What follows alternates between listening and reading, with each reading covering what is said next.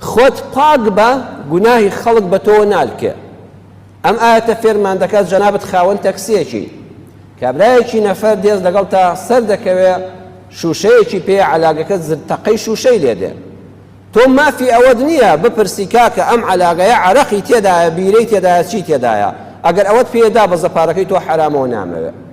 گومانی خێرت هەبێ بڵێ ئەم شوشەیە لەواتێ بیپسیەک بێ، لەواتێ کۆلایەک بێ، ساردیەک بێ، شەربەتێک بێ، ئەنواعشن لە شوشە دەکرێت. هەتا بۆت دەکرێت ئەو پرسیارە مافی تۆی سایق نییە لە هاوڵاتێکە لە نەفەرەکە بپرسی ئەم شوشەیە چییە. واگەر پارەی دایتێ کابرایەکی عەرەق فرۆش تۆی بەکرێگرت بردی بۆ شوێنێک و عەرەقیشی فرۆشتەوە پارەکەی بە پارەی عەرەق فرۆشی پەیدا کردووە. یان تۆ دوکانی سەرەساتێکت هەیە کابرا فستەق و گوڵە بە ڕۆژەی لێ کڕی چوو لە باخەکەیە عەرەقی لەگەڵ خواردەوە. ئەو پارەیە بۆ تۆ پیس نییە، گوناهی ئەو پارەی ئەو ناتوە تاستۆی تۆ.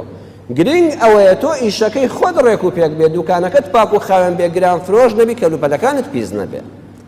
لە شەرعا دەفەرمێ ئەگەر ئافرەتێک بەداوێن پیسی لەگەڵ حرمەتم بۆ خوشکانی ئازیزم دوول لە ئەوانش وان هیدایەت بدرێن لەلایەن خواوە، بەداوێن پیسی و بەلەش فرۆشی پارەی پەیدا کرد چۆ دوکانی کابرایەکەوە جلوبەرگێکی کڕی، گرنگەوەیە کابرا غەشی لێ نەکرد بێ، زیادی لێ نەستان بێ، کەلوپەلەکە کۆن و ئەکسپایر نەبێ، دواتر ئەگە بۆی دەرکەوت ئەم پارەیە بۆش پەیدا بووە، واجب نییە پارەکە فڕێدا، واجب نییە بیشی کا بەخێر.